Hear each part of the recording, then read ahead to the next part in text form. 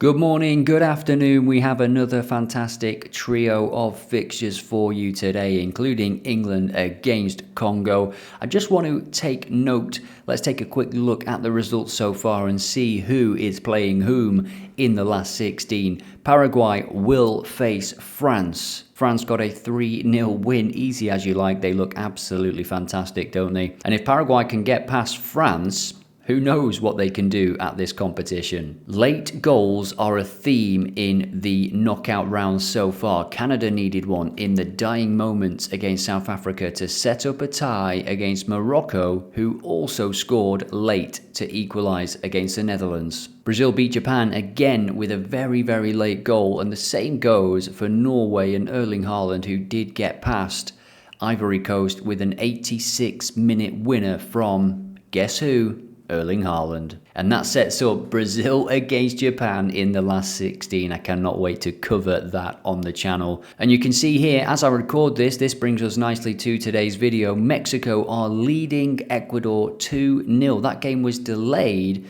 by an hour because of the weather, so not sure how that will have impacted the preparations for both teams, to be fair. But of course, Mexico on home soil, they were 2-0 up at half-time. Looks like Mexico are going to be playing England or the Congo.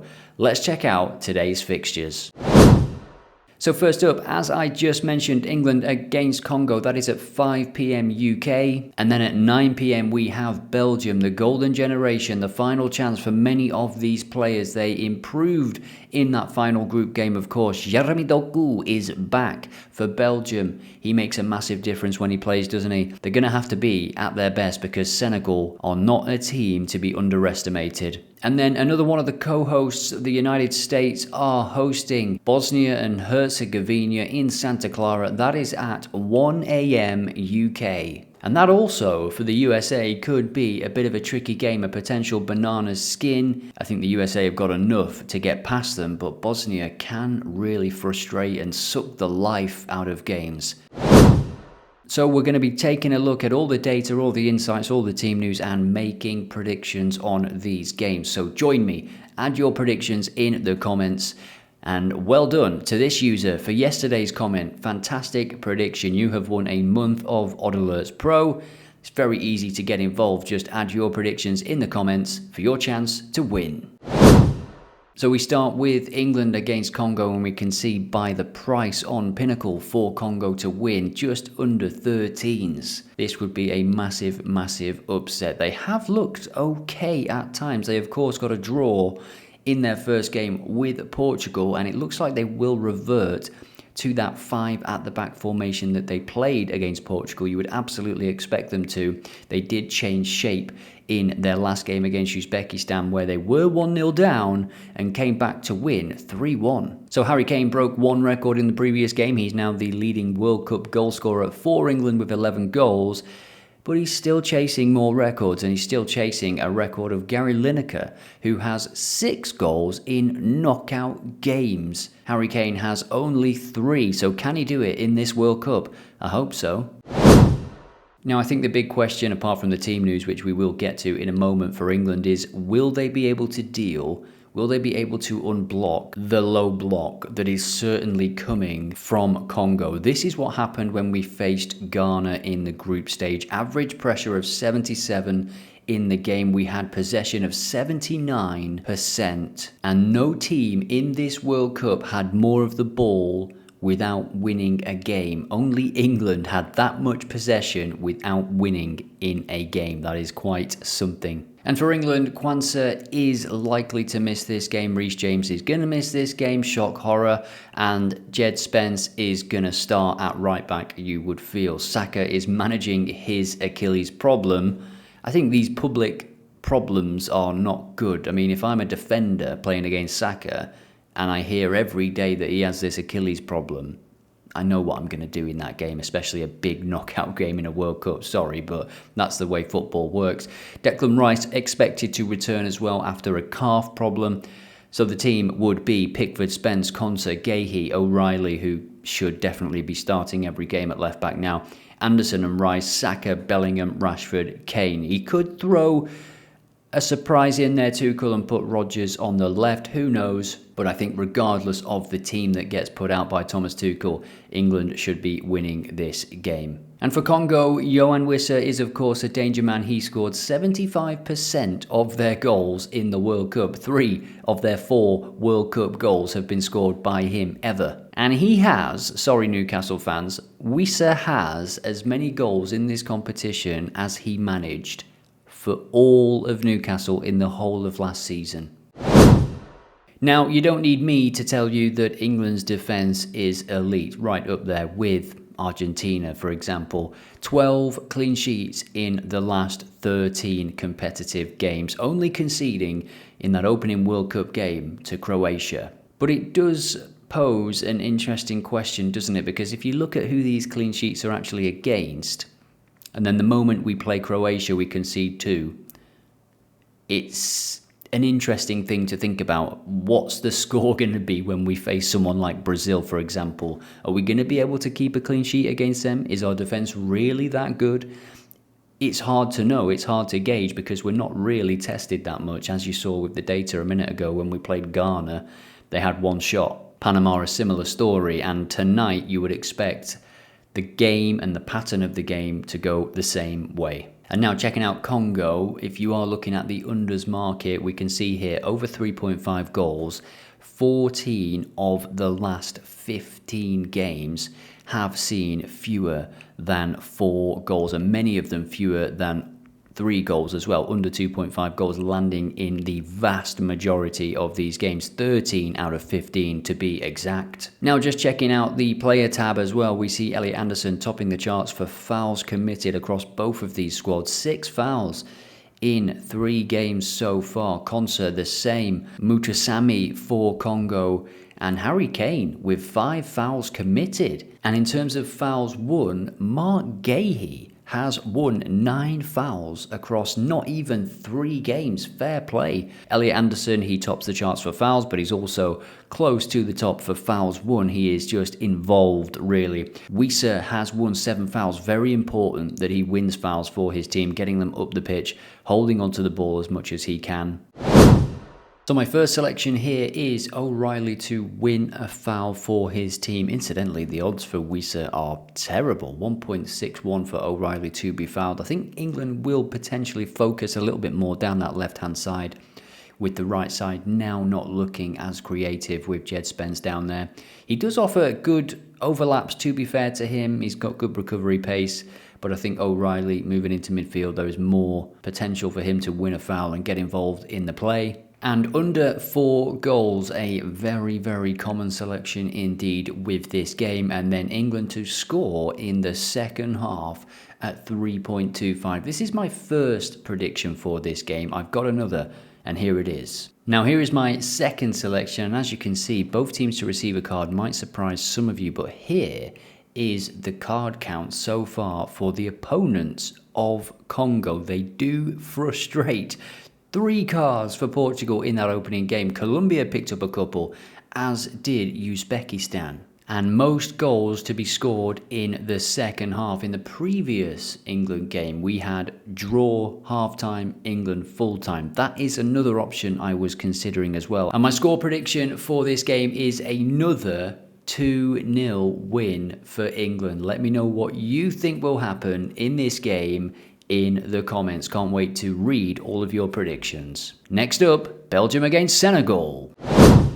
So Belgium against Senegal. We'll start by taking a look at Belgium's results because those 2 draws were not good enough for the Belgian public. Certainly 2 draws in the opening 2 games. Not many goals scored. Doku came back and they scored 5 against New Zealand. Now, New Zealand do tire in games. They really did. At this competition, they were relying so much on Chris Wood. They've conceded in 2 of the 3 games, but that 5-goal haul will give Belgium confidence coming into this game against Senegal. And for Senegal, they were put in a tough group, to be honest, and they needed to win big in that final game. They also scored 5 against Iraq to become one of the best third-place teams. Incidentally, Congo, who England are playing, were the top-ranked third-place team, so fair play to them. But you can see here, France against Senegal, they scored against them. They scored against Norway. They brought it back. They're very good at attacking, but they make mistakes. They made mistakes in both of those games, high-profile mistakes. So you have to just wonder and hope, if you are backing Senegal, that they do not continue to make those individual errors, because it was individual errors, really, for at least 2 of those goals. And if they can cut them out, they are a very good team, because if we look at all competitions, they don't lose games. And I know they're not playing the best quality in the African Cup of Nations or even in the qualifiers for the World Cup, but they really haven't lost many games in the last 24 months. The only games they've lost are these ones at the World Cup. Just taking a quick look at the football form guide, link in the description. We're looking at Senegal's last 10 games. They have scored a second half goal in 9 of the last 10 games. There's been 7 or more corners in each of their last 10. They've scored in every game. Most goals have been seen in the second half in 8 of the last 10 games. They've scored after 70 minutes in 8 of the last 10 games. They've got energy to keep going, as they showed against Norway. They've had more shots on target than any team in the World Cup across the last 10. That is worth noting. So we're going to put together a couple of selections for this game as well, because I think this double here is quite a nice low risk, high confidence double, if you will. Senegal to have over 2.5 shots on target is 1.66. I think they could really go for this. I don't think they're going to play with any fear. I don't really see them sitting back, to be honest. I watched them in both of those games against France or Norway when you might have expected them to at times. But they've got really good players at the top end of the pitch that can hurt any team, no doubt about that. And Senegal to have over 3 corners in this game. This is a bit of a Senegal-heavy double here at 2.75. Now, before I show you the second prediction, I've actually come to the form guide. This is the form guide before you click on the stats icon. You can close this, you can view 3 stats, and you can edit these 3 stats. Link in the description, very cool tool. So we're looking here at shots on target total, and I just wanted to remove the overlay so that you could see Belgium and Senegal are tied in first. 105 shots for both of them in the last 10 games. Pretty fascinating stuff. And then when we look at corners, Belgium top the charts. 87 corners. They've had more corners than any other team at the World Cup across the last 10. And for second half corners, they are second. England are first, of course, by a single corner. 41 in their last 10 second halves. And just one more statistic to show you for Belgium, they have scored more second half goals than any other team. 22. So with that, here is my second prediction. I actually really like this one. Belgium to have more than 2 corners in the second half. If this is a tight game, they will be chasing. They will be trying to attack and put pressure on, which does lead to corners, of course. And for them to have more than 2, and for them to score in the second half at 3.5. I was also going to go with most goals second half, but because I'm playing that as a single on every knockout game, I don't want to add it to too many of these bet builders, if you get me. So 3.5 for my second prediction. Let me know what you are on in the comments. And my score prediction for this one is 2-1 to Senegal. But having said that, I think it could be 1-1 at full time and it goes to extra time and then Senegal get the winner. It's very tricky to call this game, to be honest, because you're not quite sure what Belgium you're going to get. That's why. And for Senegal, those defenders, are they going to make mistakes or not? Next up, the final game, the USA. So we're looking at BTTS 2.26 is coming in with a 32% edge. The odds can drop, by the way. These insights by Odd Alerts AI are put together 24 to 48 hours before the game, so the odds may have dropped, but 2.26, if that is the price, that is a very nice price given the data. As we can see here, the United States has seen BTTS land in 8 out of 10 and Bosnia in 9 out of 10. I can see a very tight game here, to be honest, unless the USA just blow Bosnia away as they did in that opening game against Paraguay. Both of these teams with very, very few clean sheets in recent times. A first half goal is also being suggested. It has happened in 10 out of 10 for the USA. So the tip section is very, very useful here. Insightful, no doubt about that. So we looked at this for Bosnia in the previous video, but I just want to show it again for those of you that may be new to the channel. Subscribe if you are, or if you didn't see the video for whatever reason. Bosnia's games contain a lot of cards, and we had a winning selection in the previous game for Bosnia and in the opening game as well, the Canada game, which, yeah, 1-1 BTTS and cards as well. Bosnia win a lot of fouls, which may surprise some of you. They win a lot of fouls, but they also pick up a lot of cards, as we can see here. Given the way they play, very backs against the wall, everything on the line, and we can see there 47 yellow cards in their last 10 games. No World Cup team has seen more. I do think both teams will get booked in this one. And that will make up my selection for this game. Both teams to receive a card and both teams to score. I'm tempted to add the United States to qualify on this. I do think, though, that Bosnia are a potential banana skin for the USA, especially if they can get a draw after 90 minutes. I think Bosnia more well set up to hold out until penalties, and then of course it's anybody's game when it goes to penalties. But there is also the other outcome, which is where the USA, as they have done, is they come out very hard in these games and they score a first half goal and settle down and then get another in the second half and just cruise to a 2-0 win. I can see that outcome, but in my mind that's probably about 30% probability, whereas the more tight, frustrating game for the USA, that's more 70%. Bosnia, I do put a lot of respect on their name. So my score prediction for this game is 1-1 and it goes to extra time. Let me know what you think in the comments about this game and any game that we have covered on this episode of the Prediction Show. Here's what's coming up tomorrow. So a quick look at tomorrow's fixtures. Here's what we will be digging into tomorrow. Spain against Austria. It feels like Spain are improving with every game.